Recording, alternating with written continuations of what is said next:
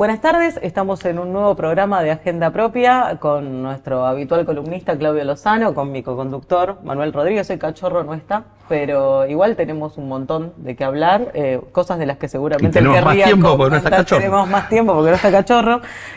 Y tenemos en principio una novedad que el gobierno venía celebrando incluso antes de ser publicada, que es el número del INDEC que se publicó ayer, donde asegura que la pobreza está en torno al 38,1, lo que significa casi 15 puntos por debajo del semestre anterior. Este 38,1 representa el segundo semestre de 2024 bajó del 52,9 que estaba en el primer semestre de 2024. Situación que uno, andando por la calle o más o menos viendo, no la estaría percibiendo. Uno parece, bueno, no, pero después, digamos, justamente la estadística para dar la visión más global que uno no tiene, pero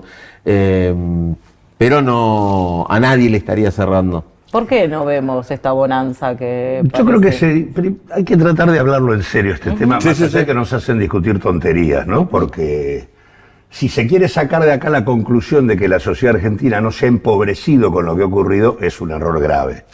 Si se quiere decir que no ha habido un descenso respecto al pico que tocó la pobreza en el primer trimestre del 2024, también sería falso. Bajó respecto a ese pico. Y yo diría que, por un montón de cosas que voy a tratar de explicar, hoy estaríamos entre el 42 y el 47% de pobreza en la Argentina. Pero para esto hay que entender qué estamos discutiendo. Primero, el indicador de pobreza del que hablamos es pobreza por ingresos. Acá no está en discusión la casa en la que se vive, acá no está en discusión el acceso a la salud, acá no está en discusión el acceso a servicios, a la vivienda, a los servicios. Digo, no es una dimensión de pobreza estructural. Perdón, o sea es solo ingresos. Si yo gano entre tanto y tanto, estoy en determinado lugar de la línea, independientemente de, por ejemplo, si pago o no alquiler. Independientemente de si vos por alguna razón no tenés vivienda, ¿no? O si tenés una vivienda absolutamente precaria. No, bueno, o el tema que decía Gladys, alquileres, digo que claro, es por eso, muy distinto. Si vos sos propietario no y tenés que alquilar, entonces hay una parte de tus ingresos que se te fueron. Primero, esto es ingresos. Consecuentemente, en todos los procesos inflacionarios, en donde se vive escaladas importantes de precios que no van acompañadas de la evolución de los ingresos, hay un salto del indicador. Esto pasó en el marco de la hiperinflación de Alfonsín, sí, previo a la convertibilidad, vos tuviste un salto brutal que luego baja. Del mismo modo, digamos, también lo tuviste en los finales del 2001. También tuviste un salto que luego baja.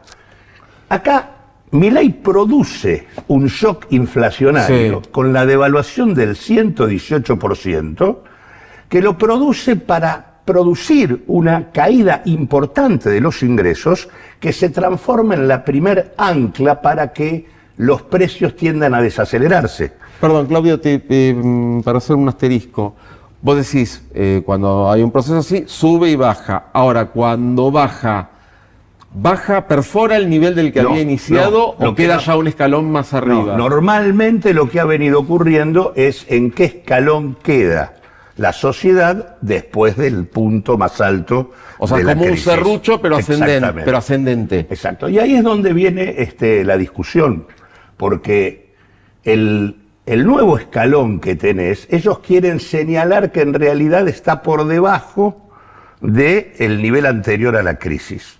Y ahí es donde se juegan los problemas que estamos teniendo con el índice de precios. El índice de precios, la pregunta a hacerse es por qué el INDEC está midiendo con una encuesta de gastos de 20 años, de hace 20 años. Es la encuesta del 2005, a pesar de que tiene la encuesta de gasto de los hogares del 2018. Si uno mide los precios con la encuesta del 2005, los precios, la inflación en el 2024 es del 117,6%. Si uno lo mide con la encuesta del 2018, es el 129,9%. La diferencia es muy grande. ¿Y eso por qué? ¿Tiene que ver con la ponderación de los gastos? Tiene que ver con que la canasta de consumo que tiene la sociedad argentina hoy es distinta a la que tenía ¿Cuál es la diferencia? El precio el peso que tienen los servicios, la vivienda, ¿no? En general, alquiler, agua, luz, gas, las comunicaciones y demás, el peso que tiene todo eso dentro de la canasta es muy superior al que tenía hace 20 años. Consecuentemente, cuando uno toma en cuenta esa nueva realidad, el índice de precios es mucho mayor.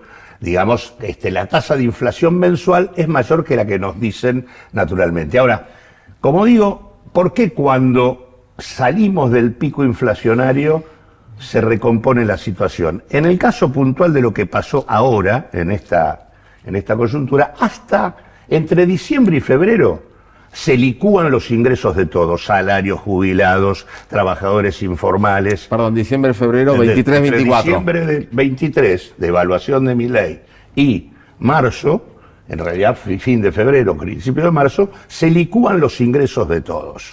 A partir de allí, que la inflación comienza a descender, empiezan a cobrarse aumentos salariales vinculados a las paritarias anteriores, y los salarios comienzan a recomponer un poco. Los que recomponen más son los trabajadores formales, que habían caído un 15% y recomponen casi retornando a noviembre del 2023. Los jubilados recomponen con la nueva fórmula de movilidad, que en realidad les aumenta con un retraso de 2 meses, pero como hacía 2 meses la inflación era más alta y estaba bajando, se va recomponiendo y quedan un poquito más cerca de noviembre del 23. Los trabajadores informales quedan por debajo y los trabajadores del sector público siguen por debajo, aunque recomponen un poco, pero nunca vuelven. Ahora, esos datos que estoy dando se miden con el índice de precios que tenemos. Si yo lo mido con el índice de precios, con la otra canasta, con la encuesta de gasto 2018, la recomposición es mucho menor. Consecuentemente, y ese es un primer problema que tiene el índice que estamos midiendo. El segundo problema es que este cambio en la ponderación hace que el peso de los alimentos en la canasta sea menor respecto al total. Eso cambia el valor de la canasta de pobreza. La devalúa. O sea, la canasta de pobreza hoy sería 20 o 30% más alto que la que se está usando. Entonces, por un lado, trabajar con esta encuesta de gastos hace que yo sobreestime la recuperación de los ingresos. Y por otro lado, esta encuesta de gastos hace que la canasta de pobreza que tomo como referencia sea más baja que lo que debería ser. Si las cosas las hiciéramos con la encuesta de gasto de los hogares, esto en lugar de dar 38, daría 42. ¿Qué quiere decir? ¿Que bajó? Sí, pero que igual estás arriba del umbral anterior, que estaba el último trimestre de Alberto Fernández, era 38,6, ¿no? Que es el tercer trimestre del 2023. Perdón, Claudio. Este daría 42. Mi pregunta es, esta subestimación de la pobreza y de la inflación que le estamos adjudicando a este momento, ¿no podría plantearse también sobre, por ejemplo, el último semestre de 2023? ¿También se ponderaba con la canasta de 2005 o no? Sí, consecuentemente era defectuosa. Igualmente esa canasta de 2005 había tenido algunas correcciones en el 2016, seguía siendo defectuosa, pero el tema de fondo es que la del 2018 incorpora parte de los aumentos tarifarios. Ajá. Los aumentos tarifarios de Macri, no incorpora los de Milei. Si tuviéramos aún la del 2018 está retrasada respecto a lo que... Pero sería más fiel que la que... Las encuestas de gastos, el sistema estadístico de la Argentina, las encuestas de gastos se hacen cada 8 o 10 años. La última que se hizo es la del 2018. Obviamente es mucho más adecuada para medir que la del 2005. Pero, perdón, estamos más cerca de tener que hacer la nueva que de esa. Claro, pero lo que digo es, aún con esa que está retrasada, hay una diferencia de casi 13 puntos. 117,6 contra 129,9 de aumento de la inflación anual del año 2024. Pero quiero decir otra cosa más.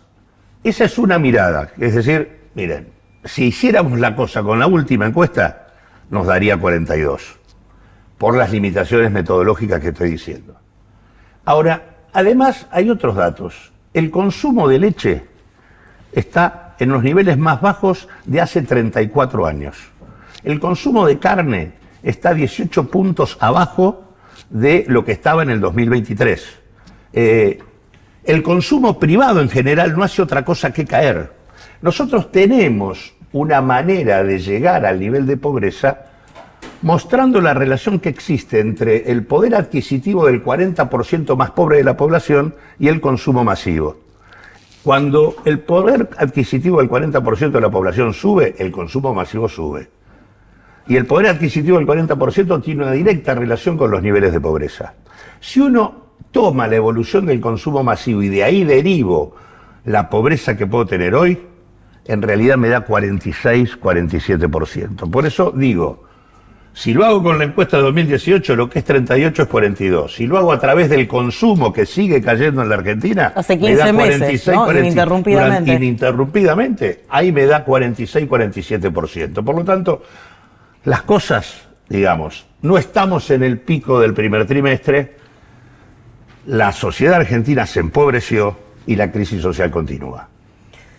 Bueno, con este baño de sentido común donde establecemos que después de un ajuste feroz y una caída estrepitosa de los salarios no puede haber una caída de pobreza porque desafía toda lógica, nos vamos a este pequeño separador y volvemos con nuestro invitado Julián Sicari, que viene a presentar su libro de un tema que ya va a cumplir 50 años pero sigue siendo tremendamente actual. Martínez de Hoz, el jefe civil de la dictadura.